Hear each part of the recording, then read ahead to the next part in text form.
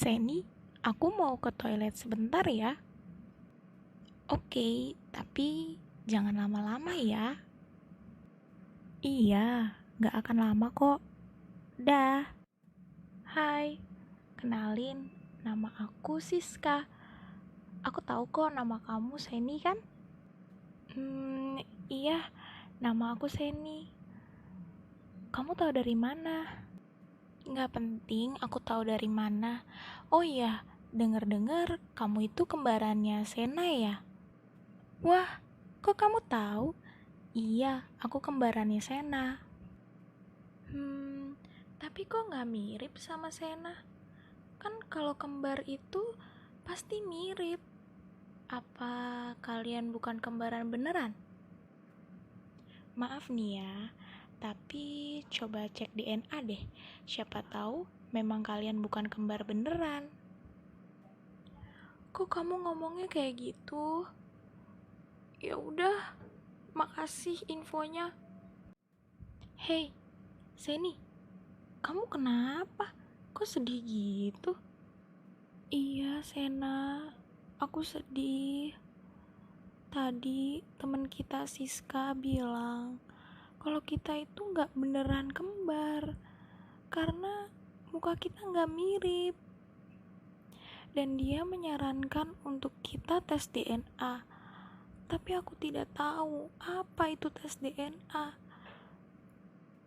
Ya ampun, bisa-bisanya dia berbicara seperti itu.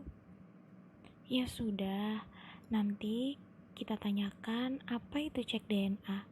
Sekarang kamu jangan sedih lagi ya, Seni. Dari percakapan antara Sena, Seni, dan Siska, dapat kita bahas melalui materi yang akan disampaikan oleh mahasiswi agroteknologi Unsika. Yuk kita simak. Selamat pagi, selamat siang, selamat sore, dan selamat malam. Perkenalkan, nama saya Delvikra Angelia. Saya akan membahas materi mengenai DNA, sintesis protein, dan pewarisan sifat. Yang pertama, saya akan membahas tentang DNA atau deoksiribonucleic acid. DNA merupakan sebuah polimer yang terdiri dari satuan-satuan berulang yang disebut nukleotida. Nukleotida terdiri dari gula deoksiribosa, fosfat, dan basa. Basa dari nukleotida ini, khususnya pada DNA, yaitu adeguasiti.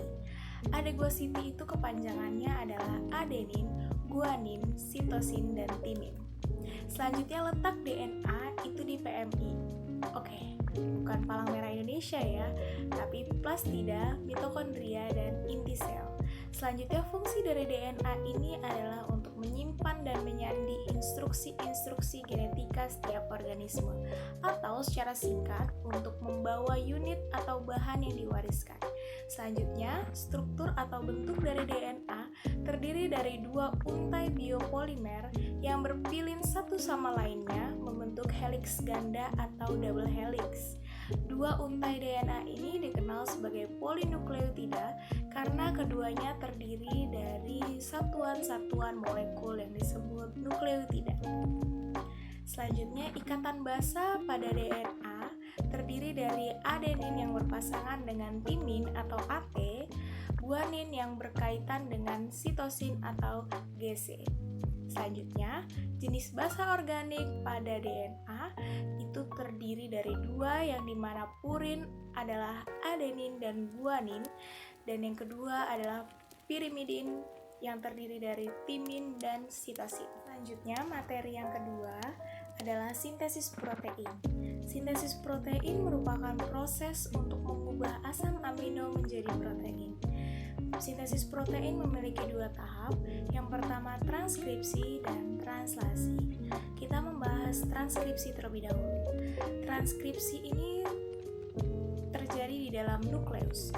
RNA polimerase akan memisahkan untaian DNA menjadi dua dengan cara bergerak dari terminator ke promoter. Ketika RNA polimerase sampai di promoter, maka proses ini dinamakan inisiasi.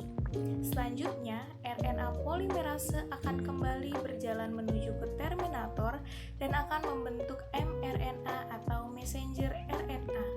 Proses ini dinamakan elongasi. Ketika RNA polimerase dari mRNA telah sampai di terminator, maka proses transkripsi selesai. Terminasi adalah proses akhir dari transkripsi. Tahap kedua pada sintesis protein yaitu translasi. Tahap pertama translasi ini disebut inisiasi.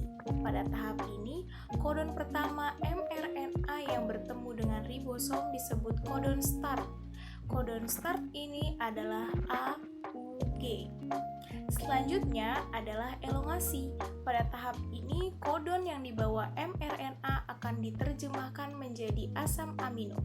Setelah itu, masing-masing asam amino akan digabungkan oleh tRNA atau transfer RNA untuk membawa asam amino untuk disusun menjadi protein.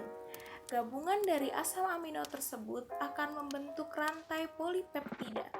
Proses translasi berakhir ketika salah satu kodon stop bertemu dengan ribosom. Kodon stop ada 3, yaitu UAA, UAG, dan UG. Selanjutnya, materi yang ketiga yaitu pewarisan sifat.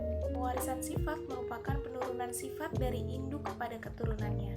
Keturunan memiliki informasi genetik, gen atau DNA yang berasal dari induknya.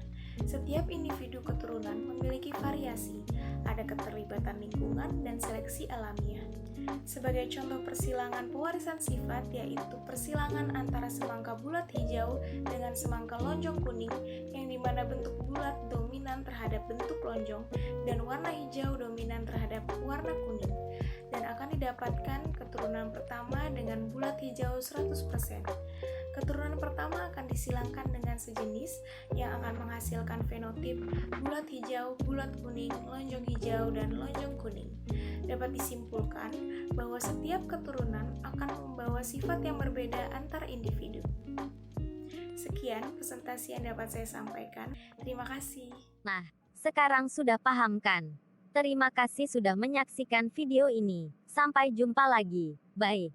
Salam sehat untuk semua.